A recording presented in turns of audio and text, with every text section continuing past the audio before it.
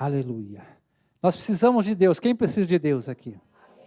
Eu creio que todos nós precisamos estar sempre buscando a presença do Senhor. Não importa em qual situação nós estejamos. Se estamos bem, se estamos mal, nós temos que estar sempre à busca daquele que é o nosso Salvador. O pão da vida, a água que nos lava, que nos purifica. Todos os dias nós temos que estar buscando a Deus. Aleluia. Existem relatos bíblicos que diz, né? Aproximar-se de Deus e Ele se aproximará de você. Se o meu povo que me chama pelo meu nome se humilhar e orar e buscar a minha face e se afastar dos seus maus caminhos, dos céus eu ouvirei e perdoarei os seus pecados e curarei a sua terra. Lancem sobre ele a sua ansiedade, porque ele tem cuidado de vocês. 3 exemplos bíblicos aqui de como nós precisamos estar em contato com o nosso Deus, de como nós precisamos estar sempre fazendo uma conexão com este Deus, crendo, tendo fé de que Ele vai agir da maneira dEle, do modo dEle, no tempo dEle.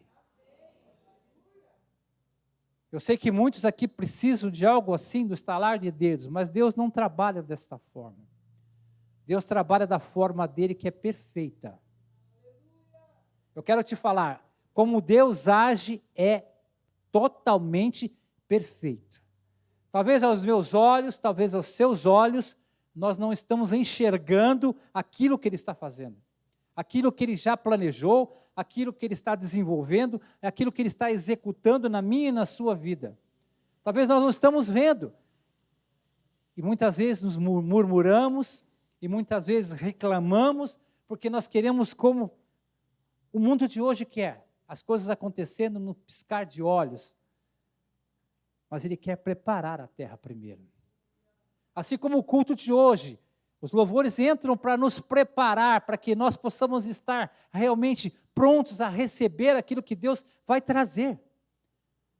Os louvores nos levam a lugares para que nós possamos realmente entender o que Deus quer falar, o que Deus quer agir.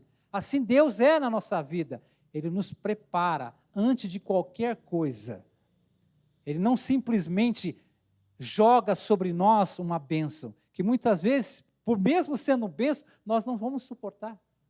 Nós não temos a estrutura para receber. Então Ele vai trabalhando, Ele vai cuidando, Ele vai ali, sabe, pedacinho por pedacinho. É como a própria palavra diz, quando Ele começa a fazer as analogias em relação à plantação, Ele vai regando, Ele vai jogando aguinha, até que está o momento certo de colheita. Nada que se planta se colhe no dia seguinte. Há um período para desenvolvimento. E esse é o papel da igreja. É por isso que eu e você estamos aqui. Para nós estarmos preparados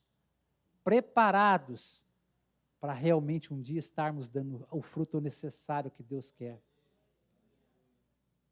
Talvez você não esteja vendo, talvez só faz muito tempo que isso está se passando e ainda você não está vendo essa colheita. Mas eu quero te assegurar que isso vai acontecer. Porque não sou eu quem fala, o próprio Senhor fala. Isto vai acontecer. Louvado seja o nome do Senhor. Aleluia. Eu peço aos irmãos que abram a palavra de Deus no livro de 2 Reis. Eu vou começar do capítulo 6 para que a gente possa entender um pouco o contexto daquilo que será ministrado nesta noite, para que nós possamos entrar na palavra de Deus e entender o que Deus quer falar, o que Deus quer agir, de que maneira Ele quer fazer. 2 Reis, capítulo 6, nós vamos ler do versículo 24 ao 33, tá? Glória a Deus. 2 Reis, capítulo 6, versículo 24. Algum tempo depois, Ben-Hadad, rei da Síria, mobilizou todo o seu exército e cercou Samaria. O cerco durou tanto e causou tamanha fome, que uma cabeça de jumenta chegou a valer 80 peças de prata, e uma caneca de esterco de pomba, 5 peças de prata. Um dia, quando o rei de Israel inspecionava os muros da cidade, uma mulher gritou para ele: socorro, majestade. O rei respondeu: se o senhor não socorrê-la, como poderei ajudá-la? Acaso há trigo na eira ou vinho no lagar? Contudo, ele perguntou: qual é o problema? Ela respondeu: essa mulher me disse: vamos comer seu filho hoje, e amanhã comeremos o meu. Então, cozinhamos o meu filho e comemos. No dia seguinte, eu disse a ela que era a vez de comermos o seu filho, mas ela havia o escondido. Quando o rei ouviu as palavras da mulher, rasgou as próprias vestes. Como estava sobre os muros, o povo viu que ele estava usando pano de saco por baixo, junto ao corpo. E ele disse: Deus me castigue com todo rigor, se a cabeça de Eliseu, filho de Safate, continuar hoje sobre seus ombros. Ora, Eliseu estava sentado em sua casa, reunindo com as autoridades de Israel. O rei havia mandado um mensageiro à frente, mas antes que ele chegasse, Eliseu disse às autoridades: aquele assassino mandou alguém aqui para cortar minha cabeça. Quando o mensageiro chegar, fechem a porta e mantenham trancada. Vocês não estão ouvindo os passos do seu senhor que vem atrás dele? Enquanto ainda lhe falava, o mensageiro chegou. Na mesma hora o rei disse: essa desgraça vem do Senhor. Por que devo ainda te esperar, ter esperança no Senhor? 2 Reis 7, capítulo 1.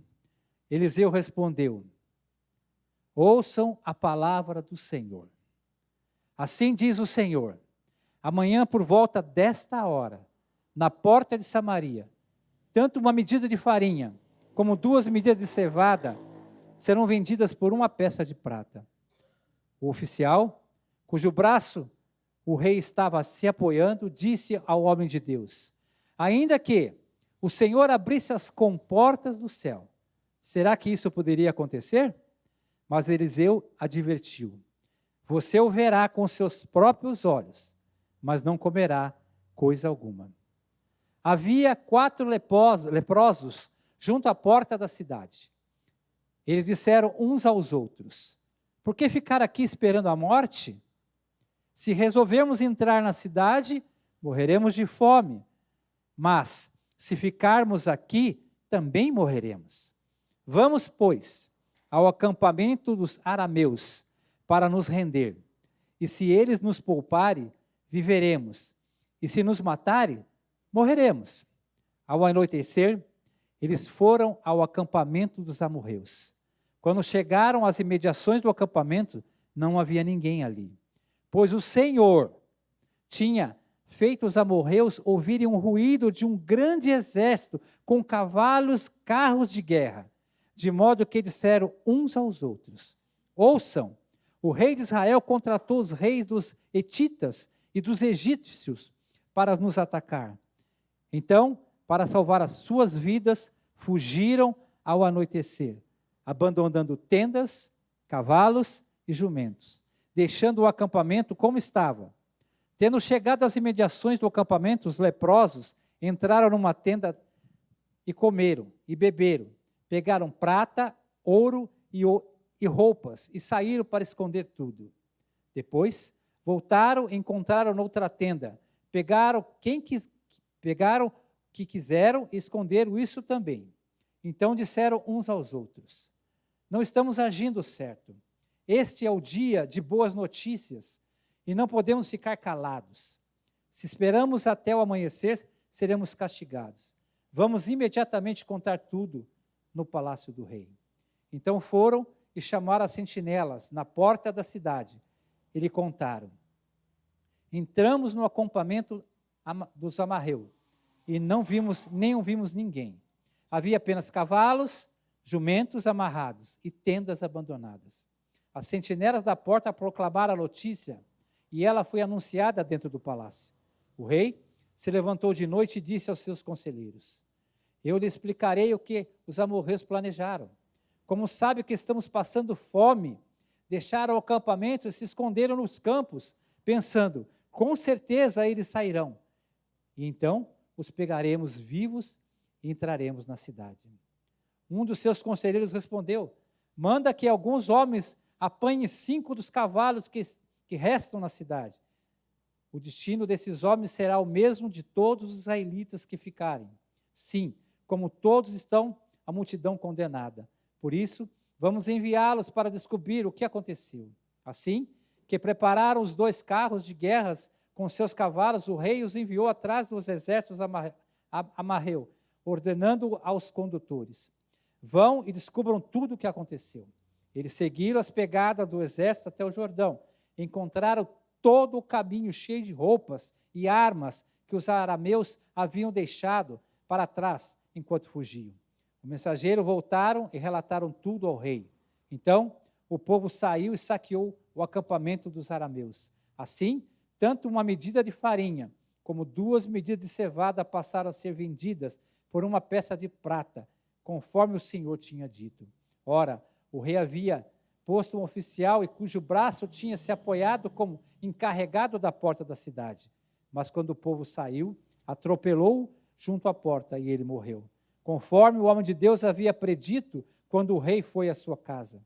Aconteceu conforme o homem de Deus dissera ao rei: amanhã, por volta dessa hora, na porta de Samaria, tanto uma medida de farinha como 2 medidas de cevada serão vendidas como uma peça de prata. O oficial tinha contestado o homem de Deus, perguntando: ainda que o Senhor abrisse a porta do céu, será que isso poderia acontecer? O homem de Deus havia respondido: você verá com seus próprios olhos, mas não comerá coisa alguma. E foi exatamente isso que aconteceu, pois o povo o pisoteou junto à porta da cidade e ele morreu. Aleluia. O que nós vemos aqui, irmãos, como o próprio texto traz no seu contexto. Israel vivia momentos de guerra, de conflitos, e os sírios haviam ido e colocado toda a sua tropa ao redor da cidade, sitiando a cidade, impossibilitando que pudesse fazer qualquer tipo de comércio. E aí o que aconteceu? A comida foi se acabando, os suprimentos foi ficando cada dia menor, ao ponto de todos estarem com fome, a ponto de todos chegar ao cúmulo de estarem um comendo o filho do outro, porque não tinham o que comer. Mas o homem de Deus levanta e faz ali uma profecia, que no dia seguinte, naquela mesma hora, tudo iria mudar. Muitas promessas são feitas a nós, irmãos, através da palavra do Senhor. Mas nós, como este povo, como este rei, como esse oficial, olhamos para as circunstâncias. E as circunstâncias ali eram terríveis. As circunstâncias ali eram realmente algo que nós, hoje, nem possamos imaginar.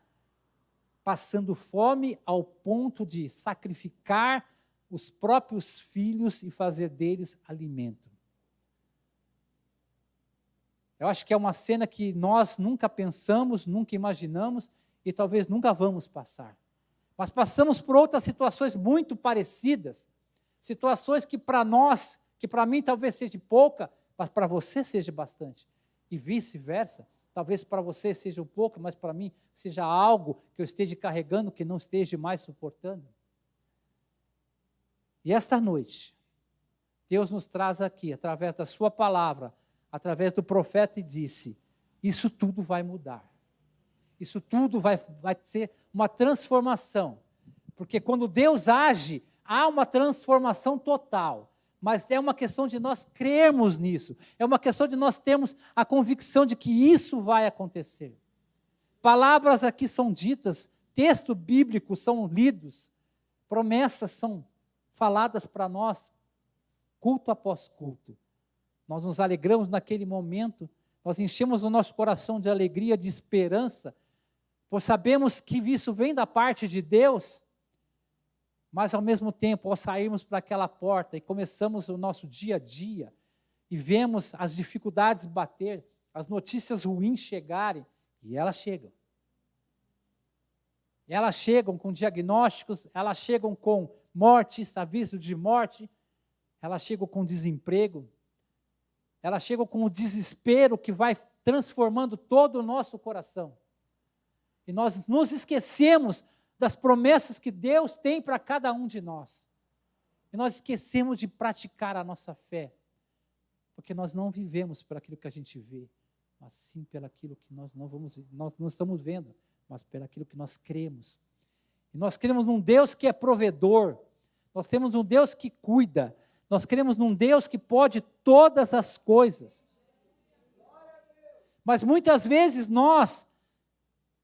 e eu não digo que nós temos que ser culpados quanto isso, é da nossa natureza. As coisas vão acontecendo e vão nos minando, vão nos tirando do foco, vão nos tirando do nosso caminho e vão simplesmente fazendo com que aquele problema vai se crescendo cada vez mais. Nós não vemos mais saída, não temos mais solução. Daqui a pouco nós estamos como aquelas mulheres que estão oferecendo seus filhos para alimentar umas às outras, para suprir aquele momento de tanta dificuldade. Passamos por tudo isso.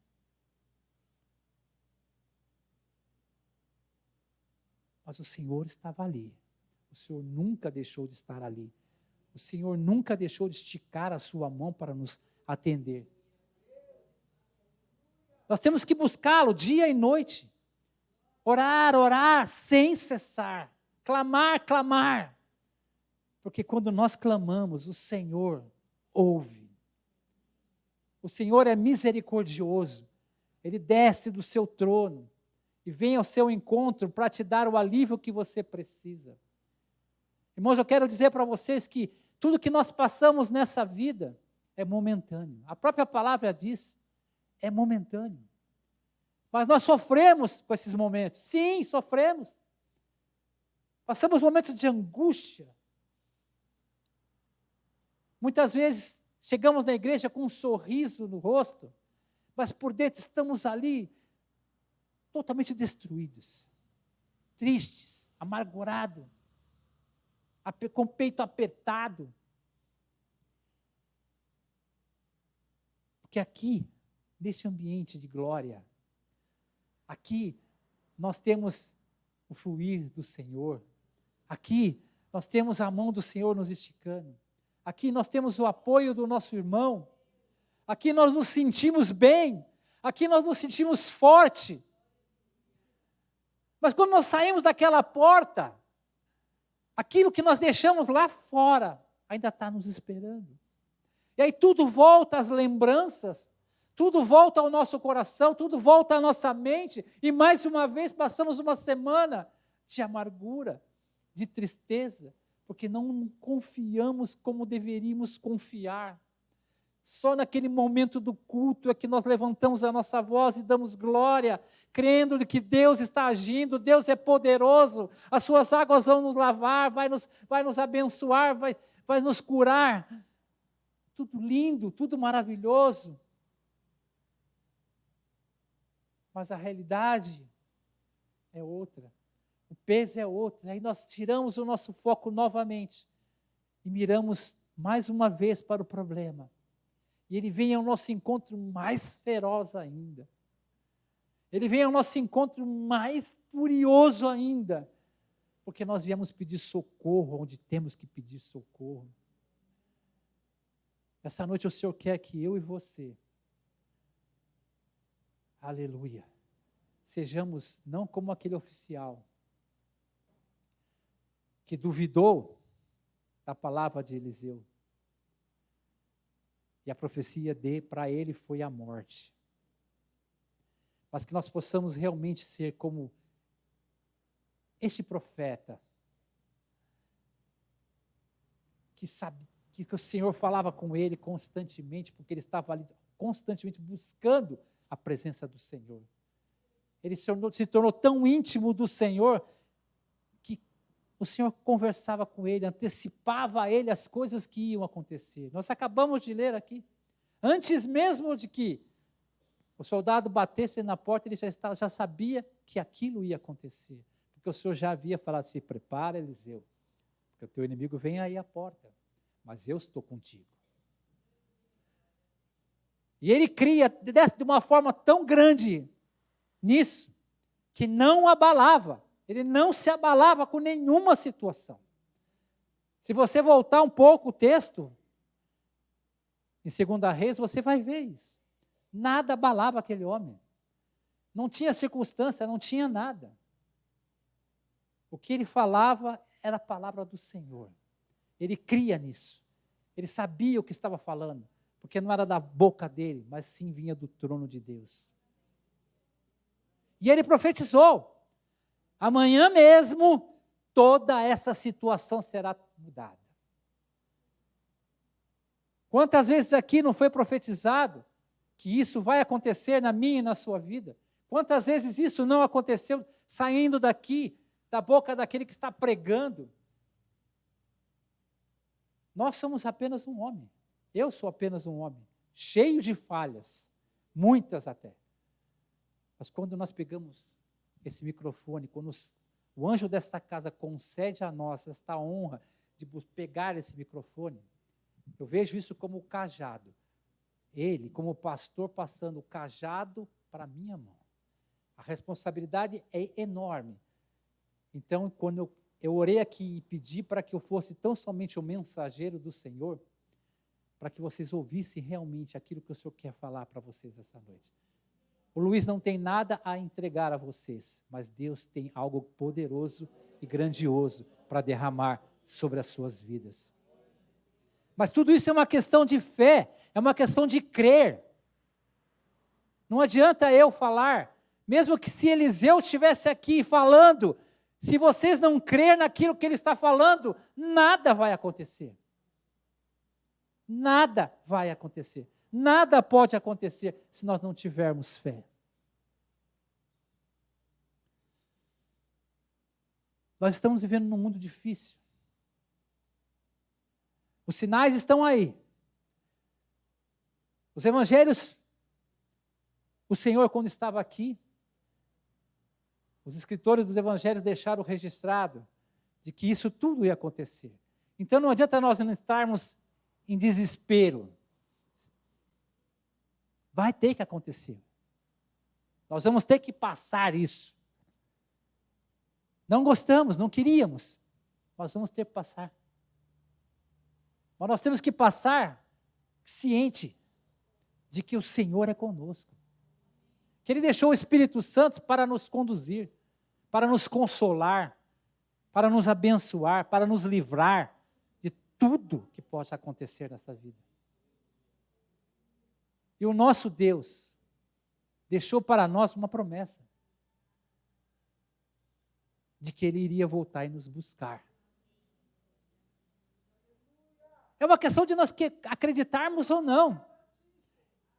É uma questão de nós acharmos que é apenas mais uma história ou não. Tudo está dentro do seu e do meu coração. O próprio Jesus disse lá em João 14 que estaria preparando morada para nós. Que depois que tivesse tudo pronto, ele vai fazer o quê? Ele vai nos buscar.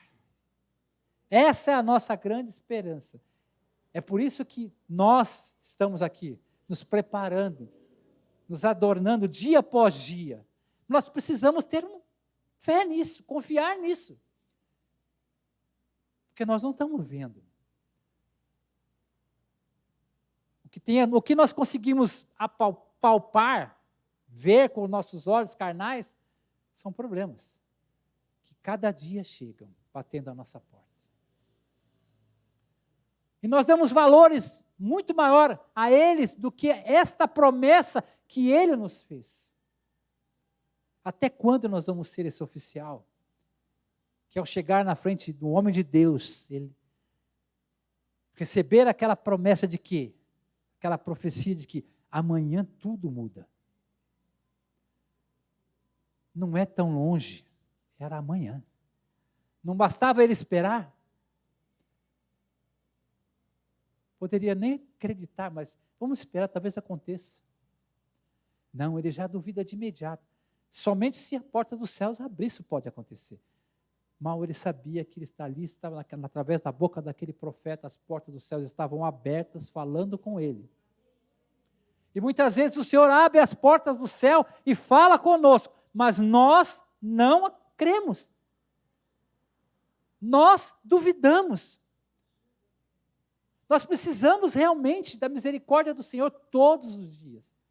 E é por isso que elas são renovadas diariamente, para nos atender, para nos acolher. Porque nós somos falhos, irmãos. Eu sou falho, você é falho. Mas a misericórdia do Senhor tem nos deixado de pé. A misericórdia do Senhor tem nos lavado, tem nos remido, tem nos realmente nos purificado e tem nos preparado para que quando fosse cumprir a palavra dele em nossas vidas, quando ele estiver voltando, quando as trombetas soarem e o seu nome estiver lá, ele chamando você pelo seu nome, você poder ir com ele e viver com ele para a vida eterna. É isso que nós temos que crer, temos que ter fé, nós temos que trabalhar mais a nossa fé. Mas para que a nossa fé seja realmente ativada, nós temos também, às vezes, tomar ação. Veja esses leprosos. Eles não tinham mais nada a perder, o texto ali, leprosos, estavam jogados na porta das cidades ali, mas estavam vivendo a mesma situação dos demais, morrendo de fome. Ao ponto de um chegar para o outro e falar assim, ó, se nós ficarmos aqui, nós vamos morrer. Se a gente está na cidade, vamos morrer, também não tem comida lá. Então vamos fazer o seguinte, vamos lá no acampamento do inimigo, se ele tiver misericórdia de nós, talvez a gente sobreviva. Nada ali era certeza. Nada. A única certeza que eles tinham é que eles iam morrer de fome. Mas eles simplesmente não ficaram ali aguardando que aquilo acontecesse. Eles se levantaram e foram. Num passo de fé. Porque eu vou na terra do inimigo com lepra. Com lepra. E o inimigo talvez vai abrir as portas para mim. E eu vou ter o que comer e vou sobreviver. No mesmo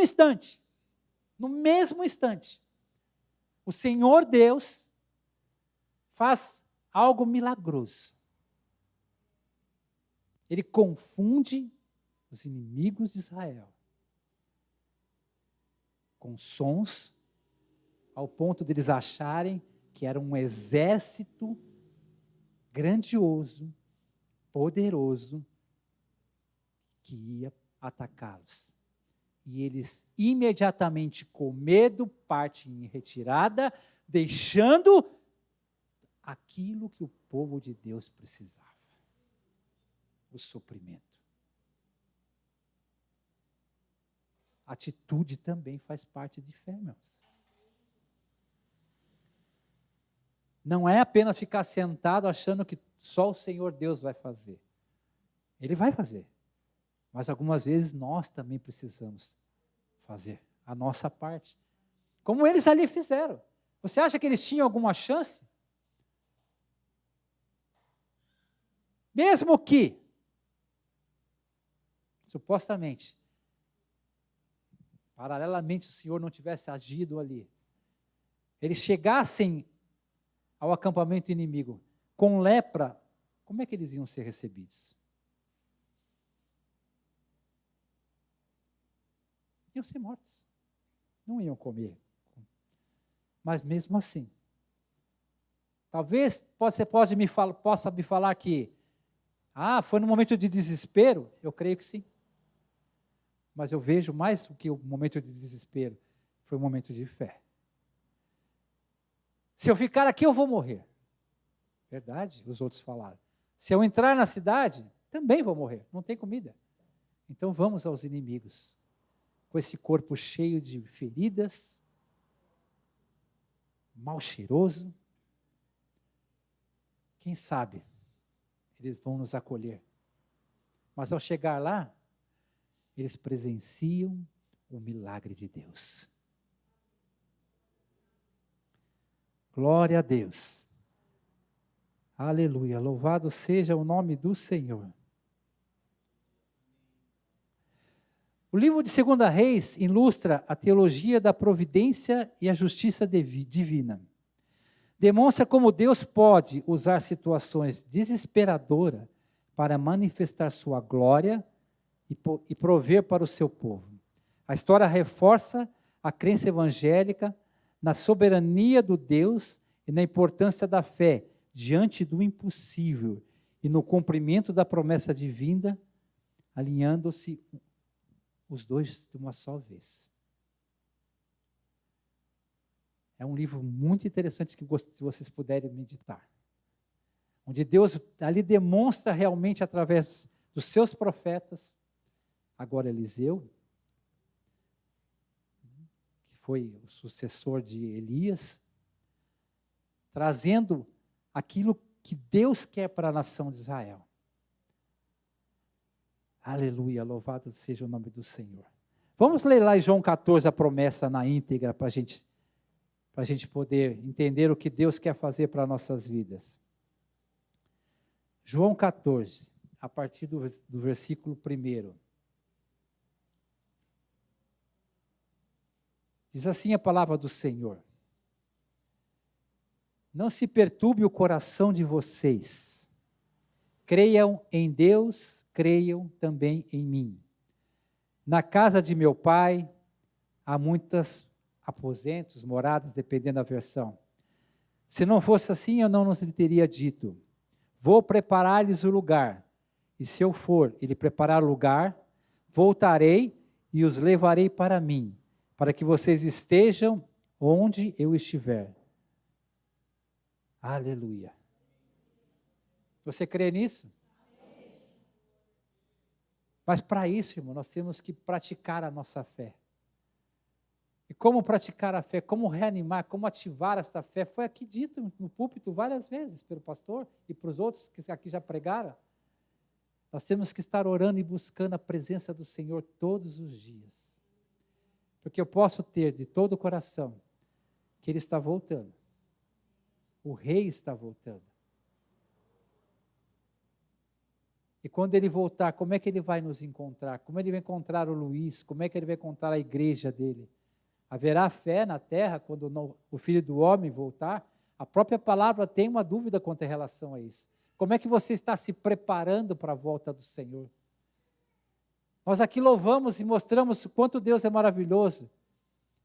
Aqui o Bruno aqui leu um texto maravilhoso aqui em relação àquela mulher samaritana, onde o Senhor se manifesta a ela de pronto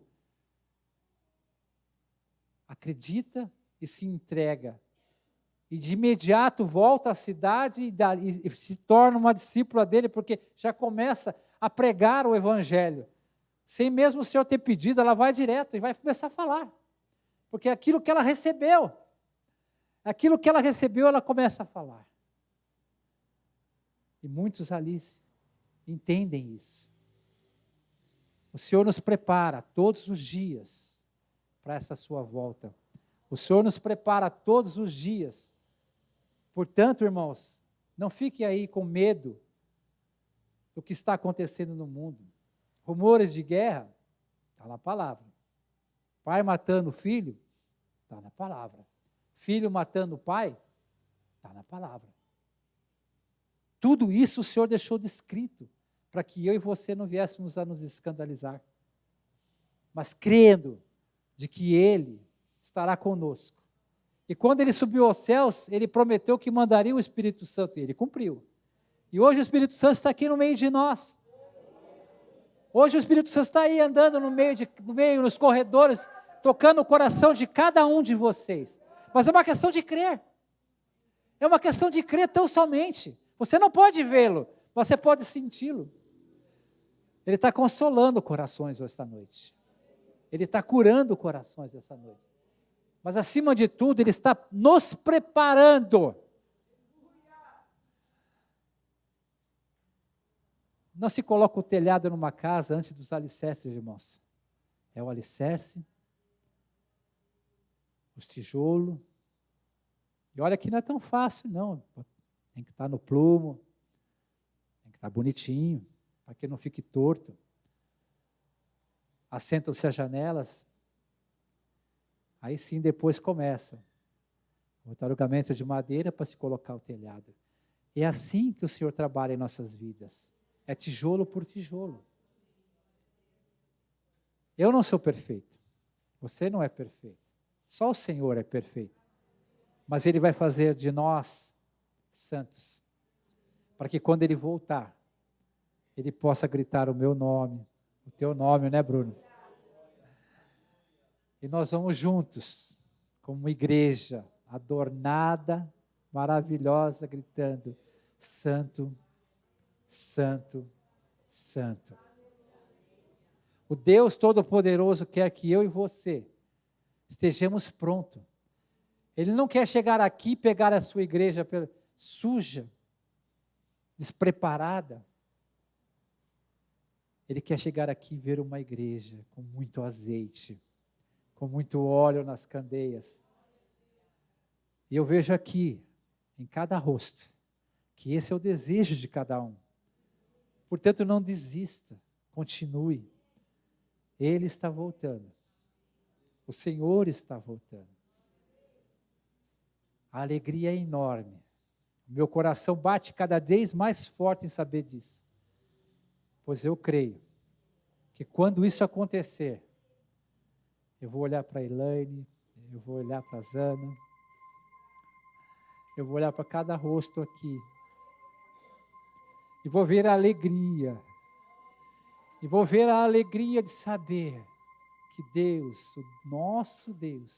o nosso poderoso Pai, nos preparou, pelo amor que Ele tem, e teve, e terá por nós, e fará com que nós vamos morar junto dEle, aonde não haverá mais dor,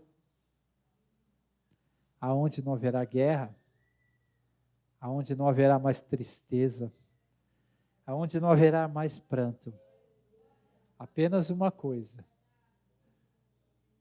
fôlego de vida para louvar o Senhor. O Senhor está voltando.